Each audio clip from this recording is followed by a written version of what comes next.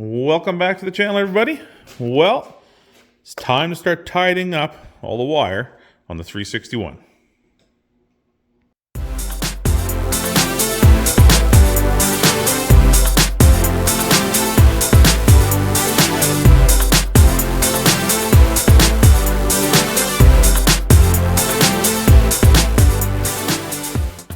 I hope everyone's doing good.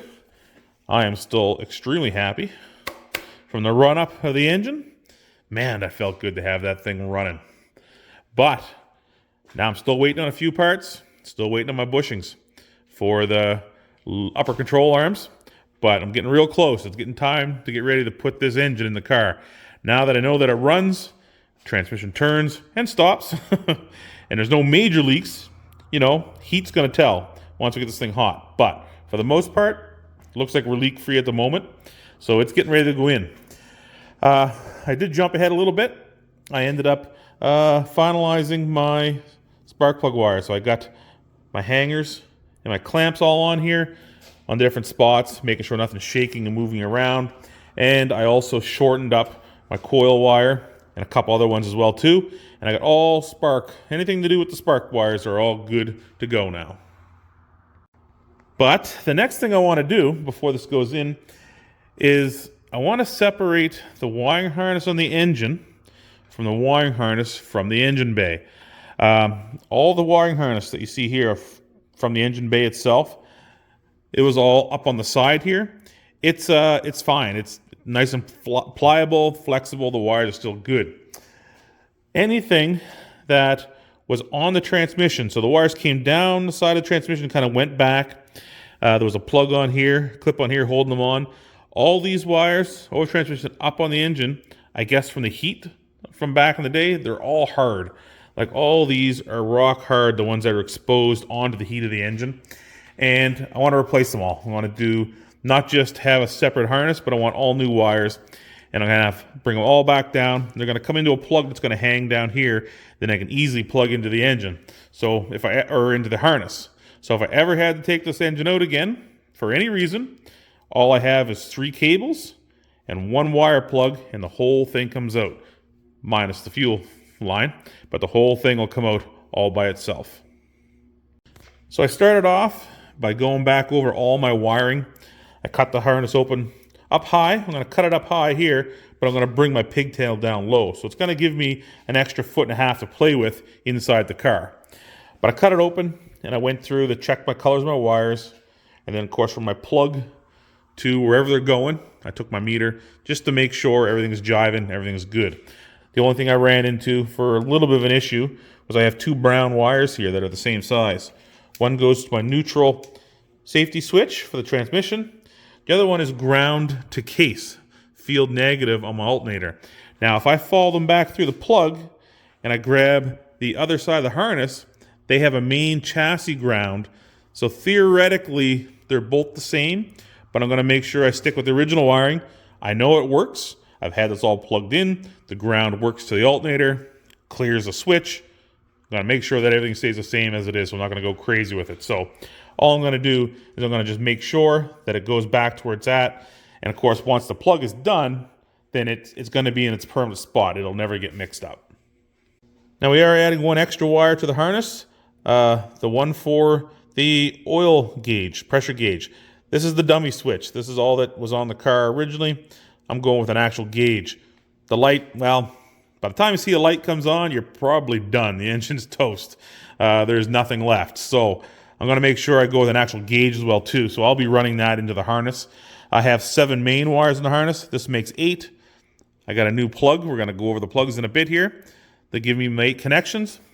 And the only other thing to really watch out for is the biggest wire for alternator positive. I got 1 big one there. And I got 1 a little bit smaller one, which is the positive for the coil. And the rest are all just small wires, tiny wires. Just like, I don't know what you want to call that. What is that? 16 gauge? Maybe they're 16 gauge. This is a 14, and we got a 12 down there. But for the most part, they're all the smaller ones. But we'll just make sure that the coil and the alternator get the bigger wire, just to get more juice to them. So I'm over here throwing down some wires. We got a few done over here already. And what we're using though, what I'm changing over to is I'm going to a Deutsch connector. That's the style that I'm going to be using for the car here. They're extremely robust, strong, perfectly watertight once these all go together. So I don't have to worry about anything getting inside them. And they're serviceable, I guess you could say. I build them, I can put them all together. I can take them apart one by one for the wires if I have a problem. They lock together as well too. They have locks in them, so once they go together, they are together, and that is it. And I sell them where I work, so they're readily available to me and easy to get. Now, I was lucky enough to have one of the mechanics at my work lend me his tool. It's a special crimping tool to do these Deutsch connector tips. Now, if this works out good for me, I'll end up picking up one of these off Amazon. You don't have to go crazy on price. You can get a half-decent one like this for $60, which does every size you need.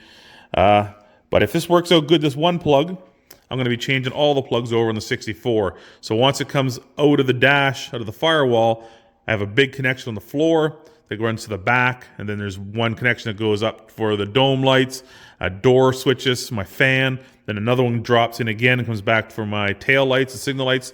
So I'll be using these plugs all the way through. Weather pack is kind of the ones that were on there. And actually, most of them were actually not even that. Most of them were just open plug. Like, I could just hold it up and pour water right into the connector. They were just cheap back in the day. Nothing against any other brand. It's just, like I said, we sell these at my work, and they're very easy for me to get. So this is the crimping tool that we use. You can see as you close it up, you get little teeth inside that do the crimping. Now this does 2 crimps at once. And these are the connectors that go onto your wire. And they do recommend having 2 crimps. Normally you do one crimp, push it in further, do another crimp, and get 2 crimps on it. What's nice about this is this tool, this one, does both crimps at the same time. So with one squeeze, I get 8 crimps on one connector. So the tool itself is about as simple as you can get for how fancy these little connectors are. So you grab the one that you require for your size. Now I'm using all 3 of these sizes, 18, 16, 14. So all my standard wires are going to be 18 gauge. That's to be the regular ones for the sensors and whatnot.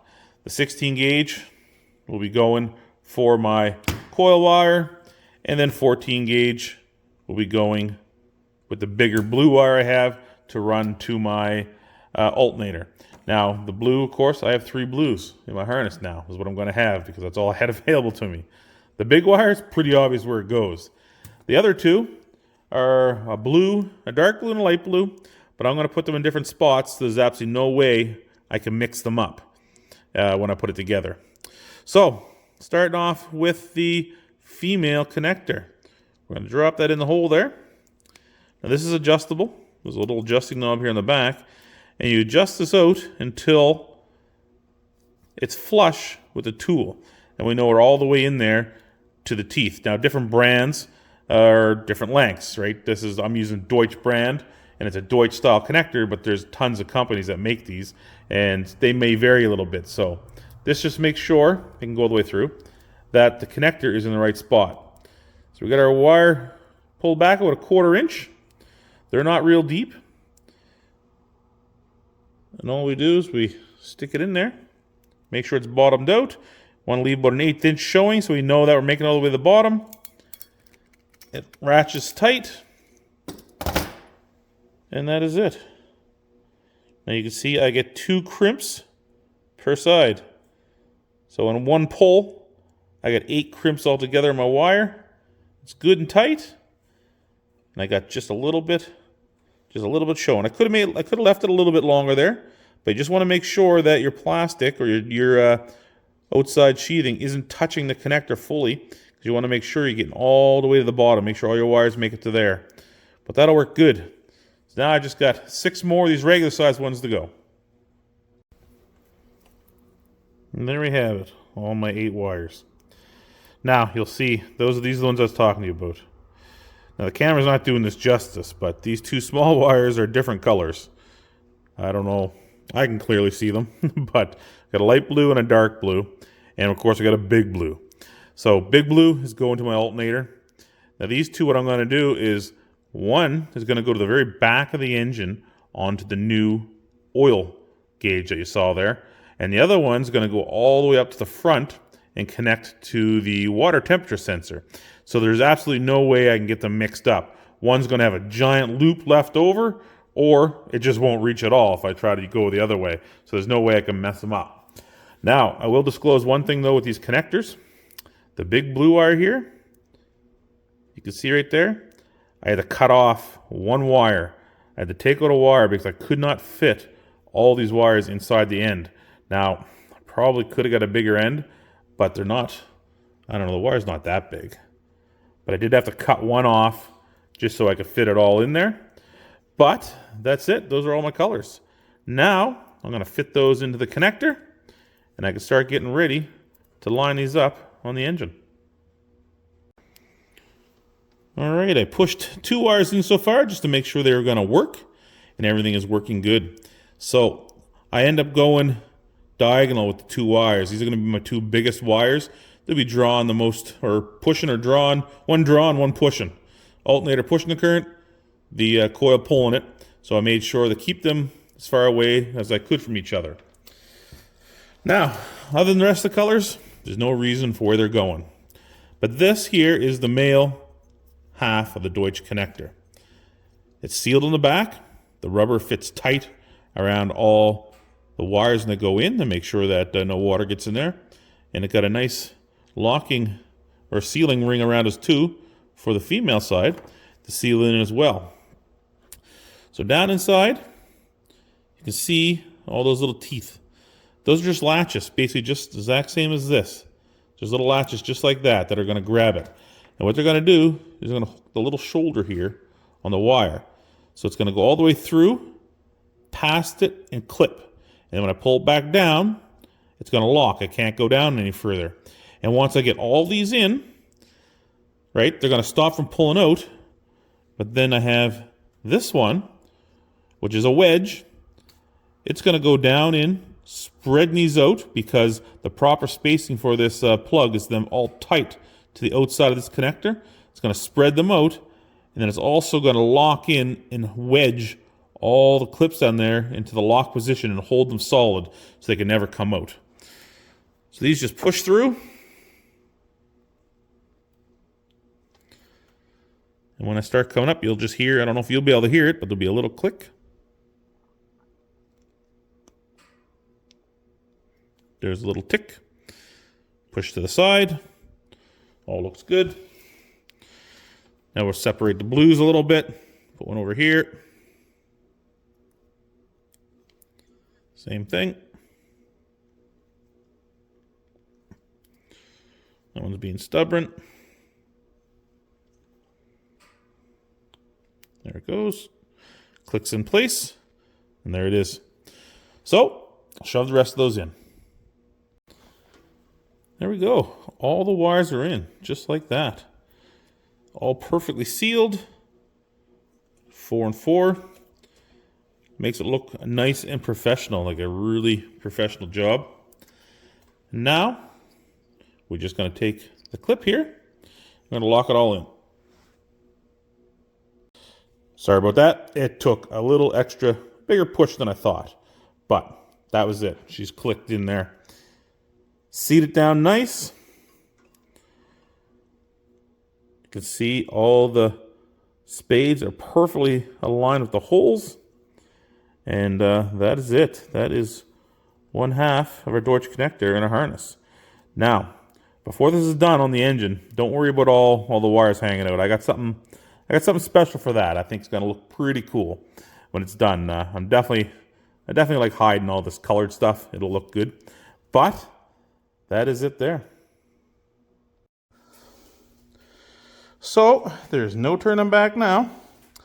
Cut the harness in half. And I cut off the old crappy wire from the 361. And here we are. I'm starting to lay it down now. So this new harness is going to give me about an extra foot, maybe more, probably 14 inches more harness to go here. So what's left of the other half, I'll be able to tuck it in nicer against the side here. I want to make it come out and go really low down around the arch, kind of tuck it away. So now I'm just trying to see where I'm going to put it here. I'm just going to run it up nicely. I've got some of these holders here, these rubberized holders for the wire. And I just put a little tape together just to help hold it.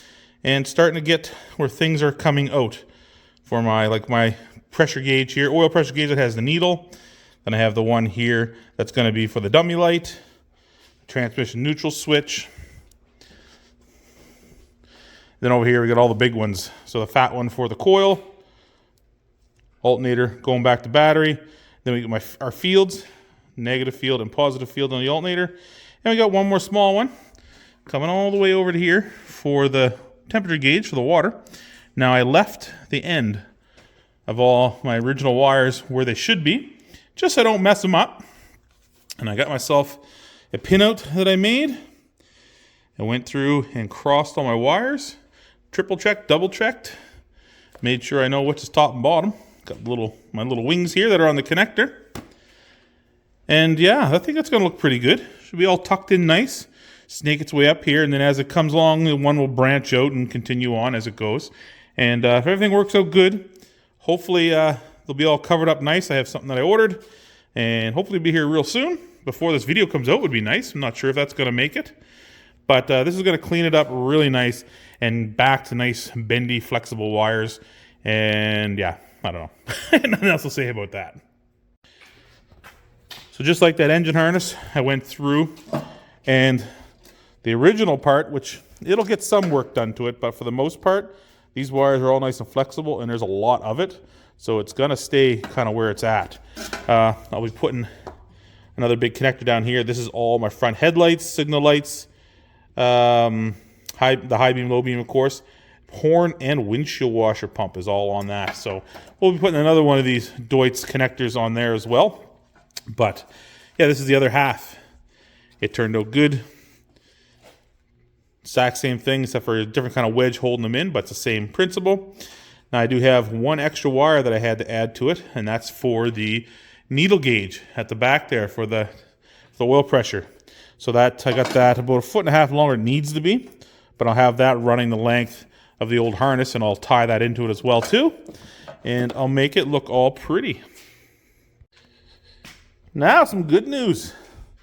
I finally got my upper control bushings in, and I'm out here and did a couple test fits, and they're going together really good.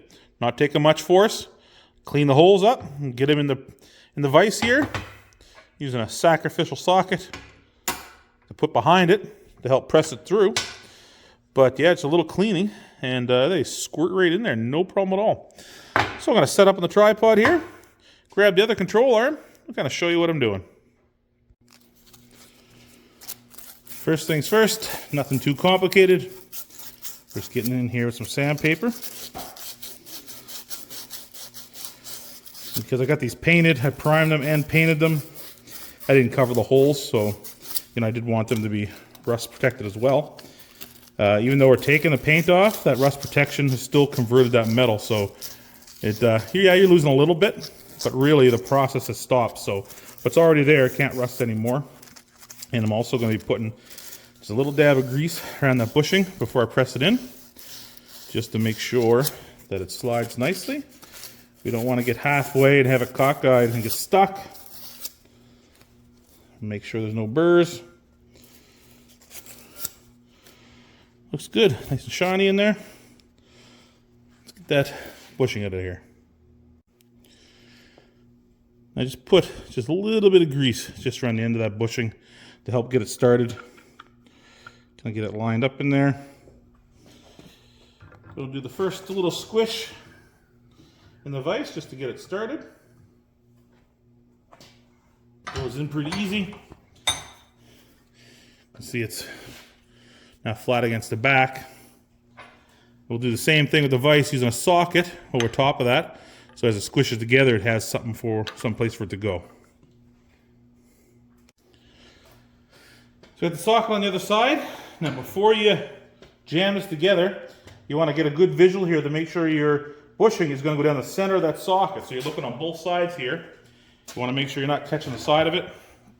And Just like that, it's fairly easy. Goes through. I can see where it's touching the face of the arm. Give it a little squish. Actually, I'm going to move it just a little bit out to the side because I'm not perfectly centered. And there we go. We check it here. We're making sure that we're fully seated all the way around. Everything looks good. Bushing's in nice. And I did the other one as well too. So there we go. There we go. Both, all four upper control bushings are now in. And just like the bushings going in, I also put my collar on. The upper control arms, the left and rights, the rear of the control arm gets a collar that goes around there. I'm not sure why. When this is all together, said and done, this bushing does not squish enough for anything to come in contact with this. And when I took it apart, there's still an 1/8" gap there, but engineers must know what they're doing because it's on each side. And same thing, I just use a socket and it actually cradles the end of that just perfectly. And I just slid it on there. Now she's good to go. Now we are on to the ball joints. Just like when we did the lowers, they are thread on. There's a part number. But they thread into the lower housing. Gotta just find their start point. There we go. And we're using the bow, the big old wrench, to crank those down. Now I got that hole cleaned up with the wire wheel just where I painted, just like we did on the bushings. And then I put just a little bit of copper coat, just to help it ease it in there a little more. And also, down the road, if I ever gotta take this apart, it'd be way easier to get out. So with the ball joint on, just slide her right on in there. So I got the top link on the left-hand side here. Now, I did have to get some spacers. I hit them with a quick shot of primer, but I need a 3/16 spacer on each side. There is a difference between the Newport versions, 1963, 1964, and in the manual, they call them VC-1 or VC, I can't remember now. There's a bunch of V- numbers. And I found out, after doing a little bit of research here, that the front end is marked the same for 63 and 64, but there's obviously a difference, and the part number they list for the 64 is the same as the 63, and it does state that it may need a spacer. Now, there was no spacers in this when I took it apart, but now putting them back together with the new bushings, there's a 3/16 gap, and the manual even states 3/16 to 1/4 inch at the most. So 3/16 were tight, but I got them in, got them all lined up. And I even come over here, decided to throw one together here and see how it looked. So I ended up having to paint the shock, even though I'm still waiting on one. It looks like March 11th till it gets here. But I started to put this together and realized you can't remove the shock without taking ball joints and whatnot apart. It all has to come apart in order to get that out. So I dropped it down, threw a nice coat of red paint on there, looking good. And I just thought I'd just start slapping it together. So I dropped the spindle in between here. Nothing crazy, nothing fancy. 125 foot-pounds of torque. Torqued these nuts down. Cotter pins in. Everything went good. Everything lined up. And then I ended up throwing in my front bar here just to line things up, get it looking good, see how it's working. And I hope to continue on here and get the rest of at least one side done. Because like I said, I can't finish the other side until I get another shock. I also permanently installed my drag link. So I got it torqued down to the pitman arm end, and of course over here to the, I guess, I don't know what it's called, the pitman slave? Whatever that one's called. This is the drag link. That's the, whatever it is. Pitman slave we'll call it. I don't know. But I got that tied up as well too and looking good. And just mainly to make sure everything lines up. Now one thing I forgot to grab is cotter pins. Everything is cotter pins. It's everywhere. And nothing comes with cotter pins. Except for the upper and lower ball joints. They came with them. But everything else, gonna have to get myself a bag of cotter pins. But my next step now on this side, we got to put on the backing plate and the lower steering arm or steering knuckle that goes on to the outside. Time to put those on. And now the right side is done. Wasn't going to bore you with too much of just popping things together, but got the backing plate on, steering arm on, outer steering arm, inner and outer tie rod. Everything is torqued. Everything is where it should be. I still need cotter pins to do her all up to finish it off. And end up doing my spindle. Packed the grease in the bearings, filled the center section, got my seal in, slid it together, snugged her up till she was tight. Get her tight so you can barely move it with hand, and then work it in back and forth a few times. Then slowly back it off till you get just a nice fluid movement. Find where you can put the cotter key, what I got in. And done like dinner. No play at all. Now this will definitely be checked within the first 20, 30 miles of running this thing. But that's her. Just one last thing to do. That really sets it off. Got that red shock back there. That red drum. That makes it look real nice. Now, for an end cap, that's just the original one. I gotta find myself some new ones. Those things are beat to pieces. I can actually push it all the way in by hand. There is nothing holding it on there. So I didn't fill the cavity here with grease yet. Once I get my new cap, we'll fill it with grease, pop it on there, and then that will be finalized. But that is it for the right-hand side. I cannot do anything on the left until I get another shock. And like I said, that's like March 11th. I gotta wait for that thing. God, driving me nuts. But we're going to jump over onto the engine here. Got some more wiring to clean up, tiddly up a little more. And I got to try to figure out how to install a kit for the kickdown for the transmission running off this carburetor. Ooh-wee, things are getting messy out here. But I had some stuff come in here. I had two things come in. First thing was this. I got 96 feet of loom for doing automotive wiring. But this stuff is really cool. It's like a little diamondback rattlesnake. And I got 96 feet in here. I got all the way from, I think, a quarter, half, 3/4, and 1 inch. Big, thick stuff down there. And I got a bunch in black as well. It came as half it black, half it is this black and red. I'm going to use this on everything. All the black will be like under the car and down inside the panels, under the floor mat and stuff like that. Just help with the abrasion on the wires. I'm not going to see it anyway, so I don't mind it being all black.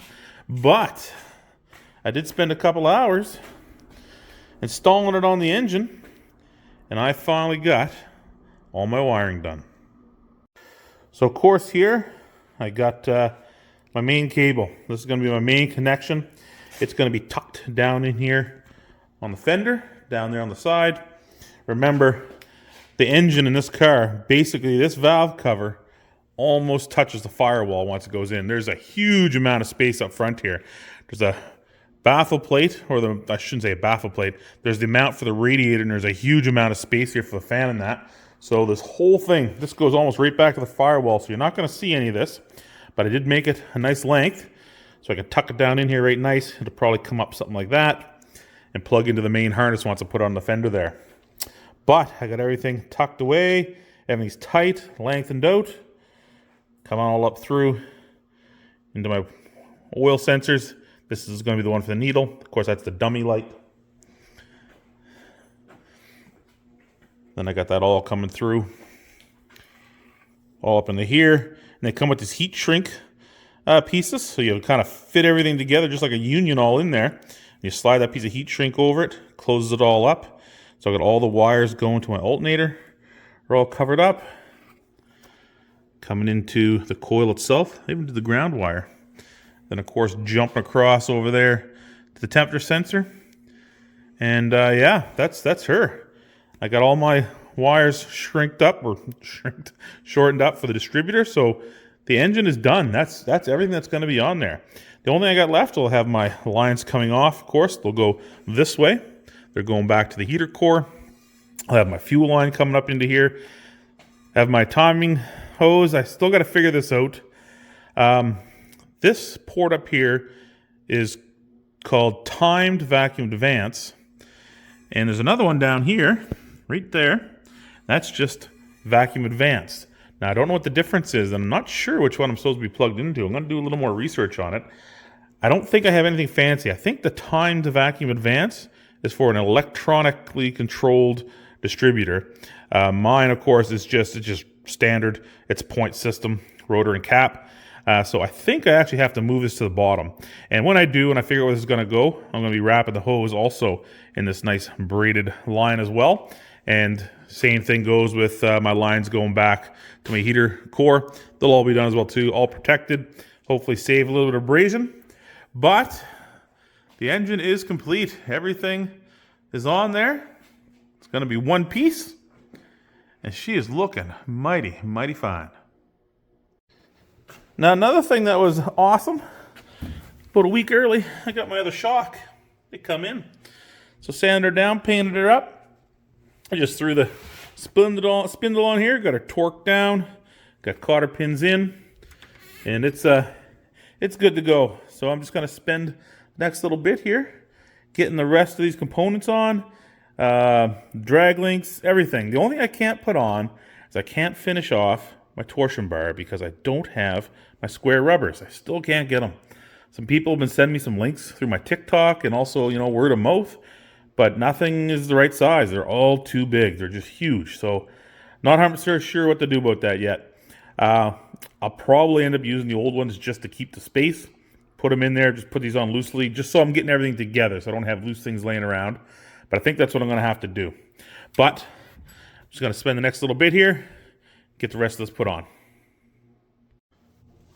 Just like the other side, backing plate's on, drag link, and tie rod is on too. Now again, I still got to touch up all my bolts. See a little bit of rust coming out where I'm cranking them on. I'll clean that all up and get my last little bit of rust coat put on those, rust paint, and they'll be finished. And that red shock, does ever look nice back there? Sure does stand out. And so does the inside of that engine bay.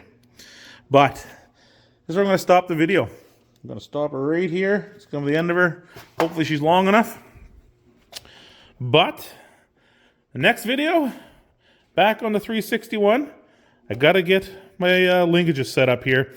Throttle control, I'm not worried about. That's easy to run. That has the adapters for it. Actually came with the carburetor. That's going to be the easy part.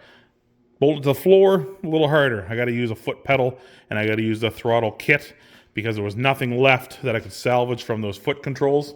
But the biggest thing is going to be trying to figure out how to set up the kick down. I've never done that before.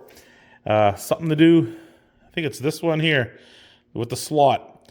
It allows it to move through the first set of barrels, the first side of the carb, and as soon as it comes to the end and starts cutting into the second ones, right then is where I want to get the kick down to start so that I can have it starting right at the end of the first stage of the carburetor. When she comes into the second pump, the double pumper, all 4 barrel, all kick down, and liquefying tires, hopefully. But, like I said, thanks for following along. Catch you next week for another great video on Duchesne's Corner. Take care.